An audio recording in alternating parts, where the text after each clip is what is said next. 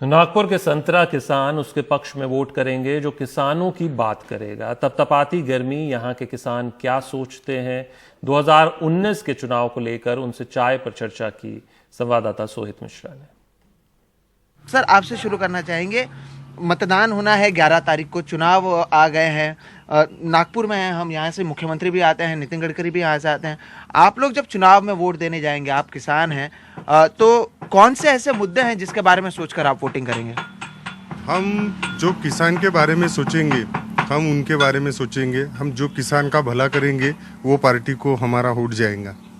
लेकिन अभी की जो सरकार है उनकी बात करें तो क्या आपको लग रहा है वो काम कर रहे हैं? क्योंकि महाराष्ट्र की बात करते हैं, उन्होंने 34,000 करोड़ रुपए की कर्ज माफी की घोषणा की।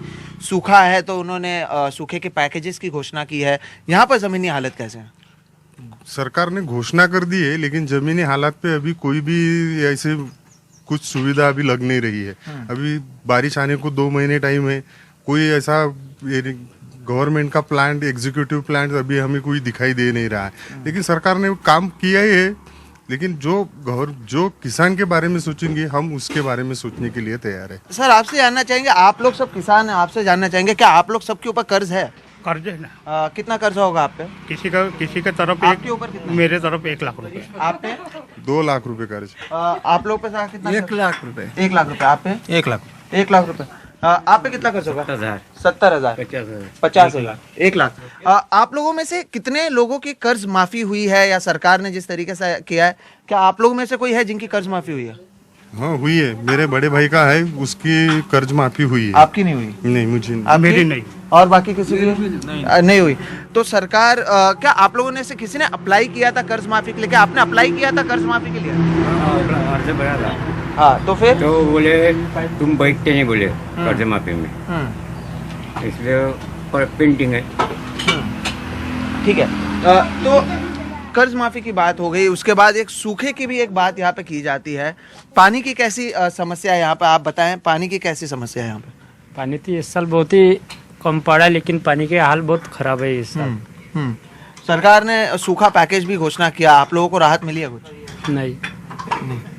अच्छा, मिले लेकिन कम मिले। कम मिले? बहुत कम मिले। हाँ, हेक्टर 1 हेक्टर का 6,800 कबूल किया, लेकिन दिया नहीं बराबर। दिया नहीं जी। दूसरी बात है, अभी एक प्रधानमंत्री ने जो है किसान योजना लाई थी, 6,000 रुपये साल के देंगे, 2-2 हज़ार रुपए की बात की गई थी। क्या आप लोगों को किसान योजना में आप लोगों को पैसा मिला है? क्या हुआ? जमा नहीं हुआ। जमा नहीं हुआ है? नहीं।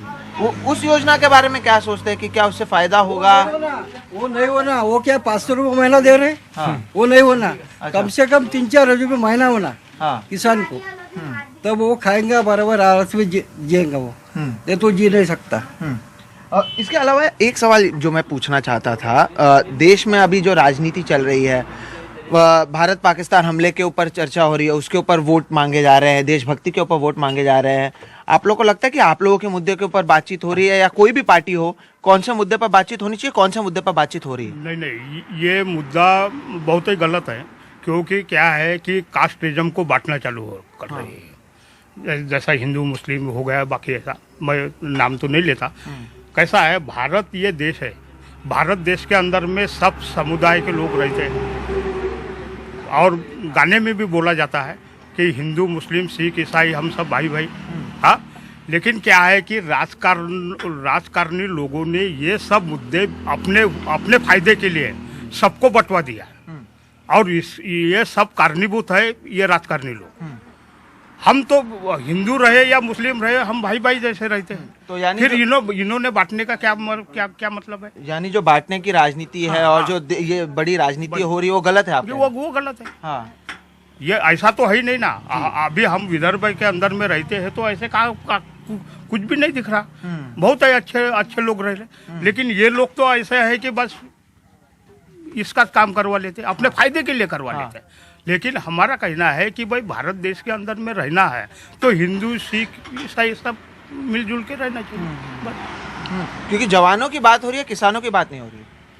देखो, जवान तो तैनात है बेचारा, कितनी डिग्री के ऊपर में खड़ा रह रहा है, बर्फ के ऊपर खड़ा रह रहा है, अपने देश की सेवा कर रहे हैं। और देश की सेवा करने के ऊपर राजकारण नहीं होने का।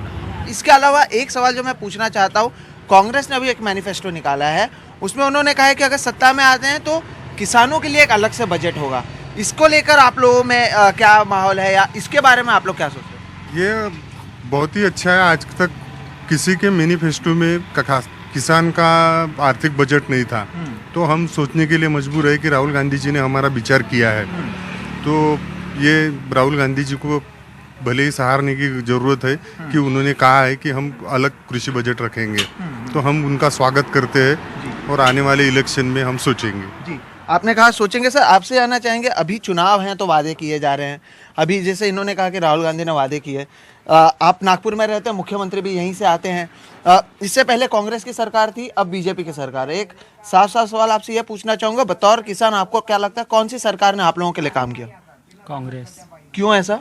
क्योंकि वो अच्छे भाव दे रही थी इस साल। हाँ। है ना, अभी ये सरकार बैठी है बीजेपी वाली, यहाँ का पीएम है, वो बोल रहा था अधिवेशन में 6,000 रुपये भाव देगा, पर उसके सरकार बैठने के बाद भी 5,000 के ऊपर भाव नहीं चला गया। फडणवीस, देवेंद्र फडणवीस की बात कर रहे हैं जी।